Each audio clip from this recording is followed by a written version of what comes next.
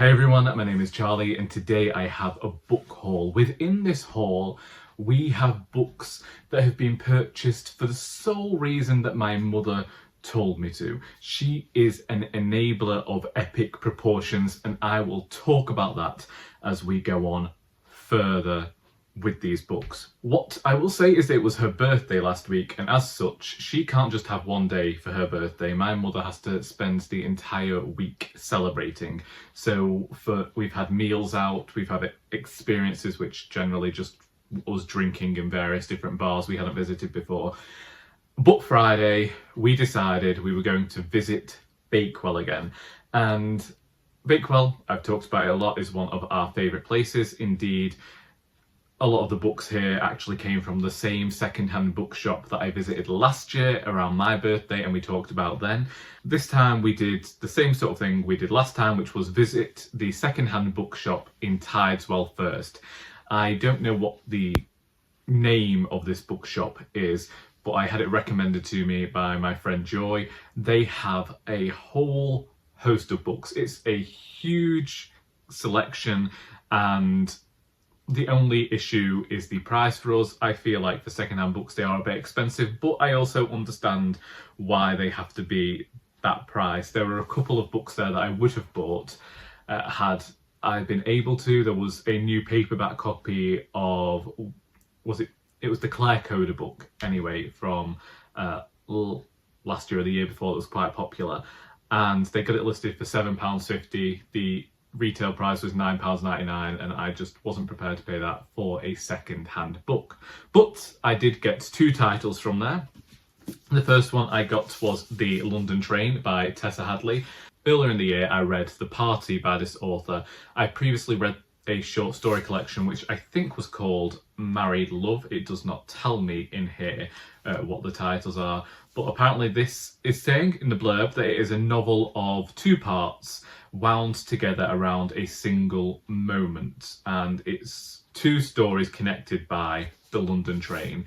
I can remember when a lot of Tessa Hadley books were released with covers similar to this, and I'm looking forward to it. I have enjoyed what I've read of Tessa Hadley's in the past, and I'm looking forward to seeing what I get out of a novel of theirs. I was mulling over getting this book and I was thinking, no, I'm not going to do it because I do have a copy of this book already, but I wanted something in a bigger form as opposed to small one I've got. And the font isn't really as readable as I would have hoped. It's still quite small, and yet this is a book that I have been wanting to read for getting on for nearly 2 decades now, and that is East of Eden by John Steinbeck. During my teenage years, I knew that Of Mice and Men was this popular book. We'd had to watch the film at school, but I wasn't part of the English class that had to read it. I had to read To Kill a Mockingbird instead, but my cousin had a copy.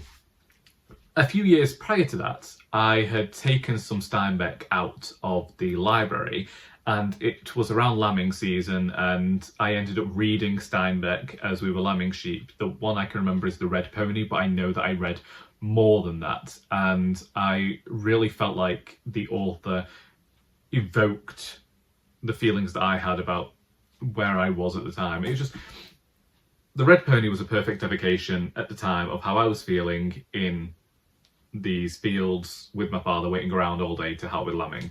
I've never been the farming type, I've never wanted to, but I can just remember being sat in the passenger seat of the Land Rover reading that book, and then I would go and I would read more Steinbeck, and unfortunately I have forgotten a lot of what I did read. I know that I started The Grapes of Wrath, but I can never remember whether I finished it, and I know that I never got to East of Eden because I felt like it was too much of a mammoth. I'd never read a full-length novel by this author before.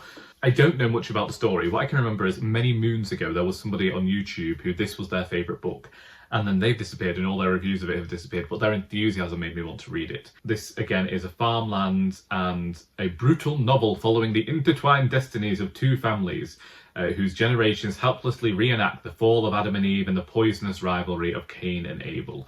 I know that my friend Charlie really enjoyed this book. I'm sure that I've read part of this before, but we will see how I get on with it. And then, after taking my mother for a spot of lunch, we went to Bakewell and I went to the second-hand bookshop that I have been frequenting there for years now.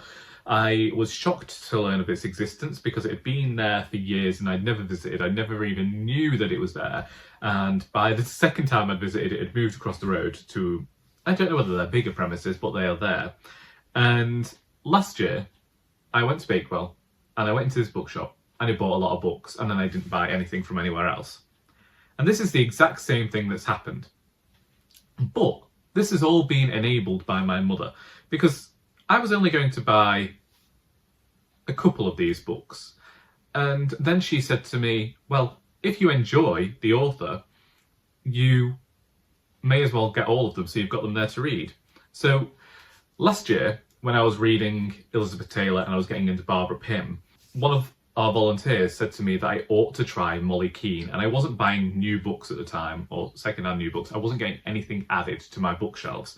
But this bookshop had 4 titles by this author, and they are Good Behaviour, Time After Time, Loving and Giving, and The Rising Tide. This was the one that I was going to come away with because these 3 were older copies and I just didn't know whether I was going to get them.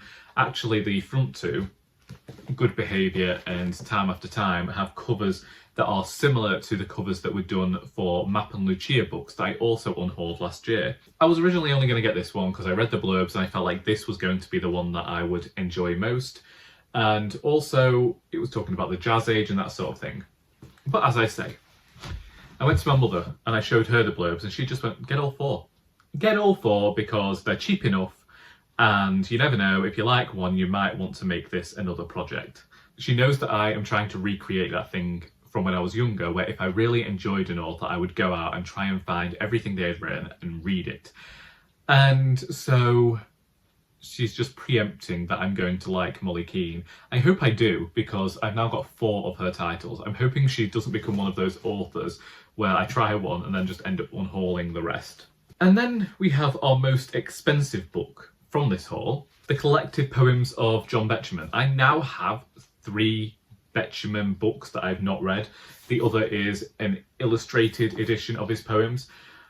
John Betjeman is a favourite of people who frequent Poems and Pints, but is also a favourite of my friend Joy's.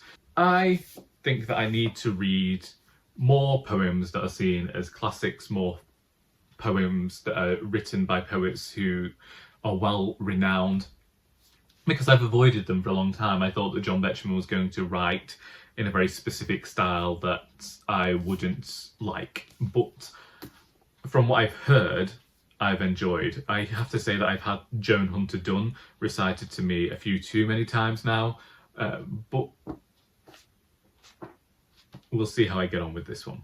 And then we have another Tessa Hadley, which is Free Love, and I got this from, as I say, the Bakewell bookshop. This cost me £3. The other one, it cost me £4.50. And this one is set in 1967, and it says that it's about the suburban Fisher family and examining the world of this family. And I like the idea of that. I am hopeful that it is going to be something that I rather enjoy. I have fallen into a trap recently of rather enjoying books that make the ordinary extraordinary, or just examine it in a way that is compelling. Indeed, I have been told that my books that I write celebrate the ordinary, and I don't mind that. So, looking forward to this one, and we'll see when I get to it. I don't know why I said I was looking forward to that one book, because surely when we purchase books, we're looking forward to them all. I don't know. And then the next 2 were books that I was saying I wasn't going to get, and then my mother was just like, well, you may as well get them because it takes you up to a complete £20. And I'm like, well, I didn't really set out with, you know, I've been spending a lot on your birthday. I don't really need to spend another 20 quid on books when I'm not going to be getting to them straight away. But I got Marking Time, which is the second book in the Cazalet Chronicles by Elizabeth Jane Howard. I still haven't read the first. I've got it on my shelves, and this is a rather tatty copy, but also part of me thinks because it's tatty, I won't mind putting it in my bag and just taking it with me everywhere. And then there was a pristine copy of All Change, the 5th and final volume in the Cazalet Chronicles, as dramatised on Radio 4. So I feel like I can't read the blurbs of these because I haven't read the first. I just said this was pristine. It's not. I just found out it's read. Whoever did that read it very well, because I thought I was getting a new copy. Anyway, now I have these, and if I enjoy the first two, I'm going to have to go out and find the middle two. But hey, there we go. Them's the books, and that is all the fault of my mother, who keeps saying to me, well, you don't buy that many books nowadays. I'm like, well, this is why. And quite honestly, I do borrow from the charity shop and I do borrow from the library, so it's not like there isn't stuff coming into this house all the time, book-wise. My father said to me that I may as well become a dry stone wall of the number of stacks of books that are in my room, and he's wondering why they don't topple. I'm like, you don't know how often these books topple. I just rearrange. Anyway, them's the books. If you think that I should prioritise any of these books over others that I've hauled, then do let me know in the comments. If you've read any of them, let me know your opinions. I hope that you have got something out of this video, even if it was just something to watch on the lavatory, because until next time, that is all.